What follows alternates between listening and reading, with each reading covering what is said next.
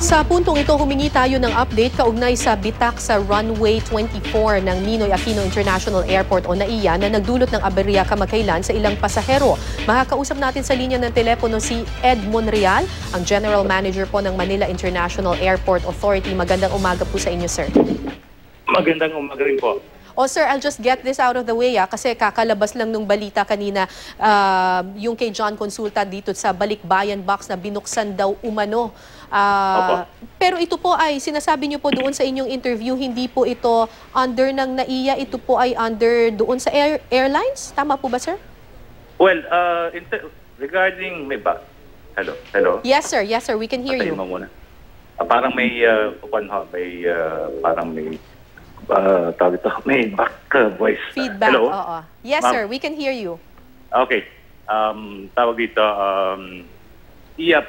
kasi po ang kontrata po ng pasahero tungkol sa paglalakbay nila ay nanggagaling po sa airline at pasahero. Ang unang-una pong dapat, hindi ho kami nagtuturo, ano po. I-explica ko lang po sa inyo kung anong proseso. Ang una pong proseso dyan, dapat nag-report po siya sa airline. Meron naman nung sinasabi tayo na kahit lumabas na sila, hindi niya napansin. Meron po silang paraan na mag-report po ng reklamo sa airline. But having said that, I also checked yesterday with United Airlines, which is the airline concerned. For some reason, that report was not addressed to them. Wala ho silang nakalog na nagreklamo po yung pasero. So pa naman po hindi siya nagreklamo sa airline. Right. Tungkol naman po sa alleged pilferage, gusto ko lang po ipaliwanag. Hindi ho ako nagsasabi na hindi posible nangyari rito. Ang bagay po ng pasahero kung saan po siya nanggagaling, may mga pinagdadaanan pong ibang mga puerto. Kung galing po ng Amerika, may nakalagay po TSA, yung sticker. Apparently, may nakalagay daw pong sticker. Hindi ko masabi kung tunay ho yun o hindi.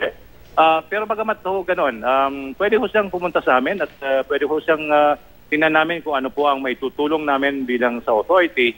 Pero mas maganda po mag-report muna sa airline para ma-document po natin. Right. Okay. So, punta naman po tayo doon dito sa runway 24, yung bitak po. Balik operasyon na po kayo diyan po sa NAIA, sir? Opo, Kara. Since midnight, 10:35 Monday evening, hanggang ngayon po, ayos na po, normal na po ang ating operasyon sa Manila International Airport. Yung problema po ng runway na isaayos na po natin at wala ho kaming naririnig na iba pang abnormalities right now. So, ibig sabihin po, ito pong bitak sa lupa ay ayos na po ito? Ay, opo. Nung 10:30 ng gabi, naayos po yan namin. Kaya po kami nagmadali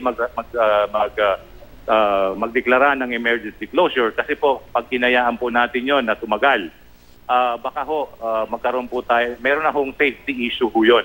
At ayaw naman po namin isaalang-alang ang seguridad ng ating manlalakbay at pati mga aeroplano.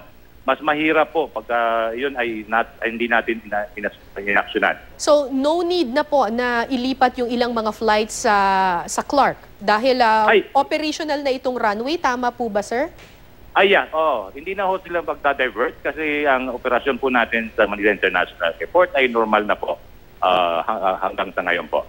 Okay, sir. Kasi po alam natin na nung nagkaroon ng aberyang ito, marami dun sa mga pasahero ang nagreklamo. Pag may mga ganun po bang aberya sa runway or other mga facilities po dyan sa airport, bukod po sa mga airline, meron po bang obligasyon ng airport doon sa mga stranded na pasahero? Ang contract po, again, babalik po ako doon sa contract po ng ticket. Dapat po, sana, tingnan po na pag-ukulan ng pansin ng ating mga kasamang airline companies na sa pag-aaruga at pagtitingin ng kanilang to check their welfare and giving them food and all those things. Dapat po na matulungan natin yung mga pasahero. Kami sa airport po, kami po ay ginagawa naman po namin lahat na magagawa na mapadali po ang ayos ng ating runway gaya po ng nakaraan. pero dapat po ang isip po natin ay ang seguridad, ang safety factor or safety issue ng ating manlalakbay. Hindi po namin ikukompromiso po, kaya po kami agarang nagdesisyon. Alam po, mayroong mga naapektuhan, marami pong naapektuhan. Ako rin po ay humihingi ng paumanhin, pero kailangan po natin gawin ang ating nararapat na dapat gawin para ho masaayos ang ating facilities. Okay, sir, nabanggit na rin po natin yung tungkol dun sa Clark International Airport. Ano po, sir? May mga nagsasabi po na hindi po ba mas mainam kung i-move natin yung ating main airport doon sa Clark kasi lalo pa ngayon napakatindi ng traffic sa Metro Manila. May mga ganyang proposal po, sir. Under your administration po ba, sir, ito po ba i-consider din? Pinag-uusapan na po yan. It would be a top high-level decision in dealing with that. Pinag-uusapan na po yan at bago pa ho kami umupo,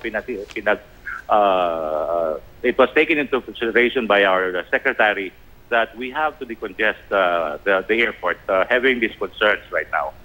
Okay. Yung isa pa po na issue dati sa airport ay itong laglag bala.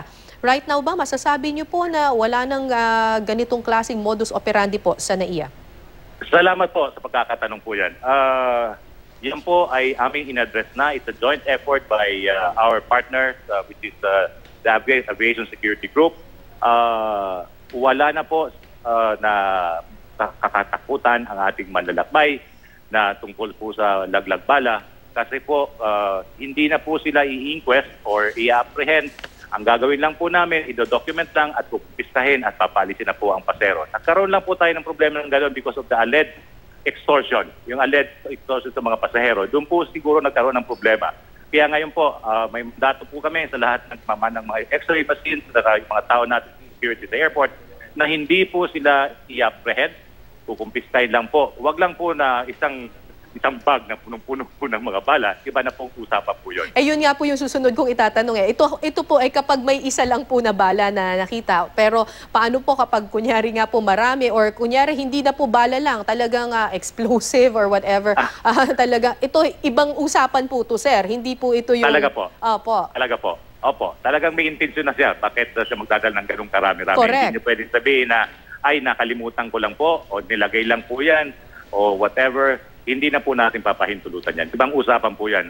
It's another issue about safety and security of the passengers. Correct. And we will not compromise that po. Alright. Maraming salamat po sa inyo, Mr. Ed Monreal, ang General Manager ng Manila International Airport Authority. Thank you, sir. Maraming salamat din po, Kara, sa pagkakataon.